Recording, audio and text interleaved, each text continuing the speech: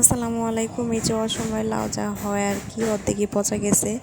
তো আবার আরেকটা আমার চাচু শাশুড়ির কাছ থেকে নিয়ে আসলাম, দেখি এটার কি অবস্থা। এটাও সে একই রকমই দেখা যাইতেছে, বেশি একটা ভালো মনে হয় বের হবে না। এই যে অর্ধেকই পচা ফালানো যাবে। তো এদিকে ডিমগুলো সিদ্ধ করে ভেজে নিলাম। তো তরকারিটা বসাই দিচ্ছি সব মশলা টশলা দিয়ে, আদা রসুন আর বাকি সব মশলা দিয়ে তরকারিটা বসাই দেবো।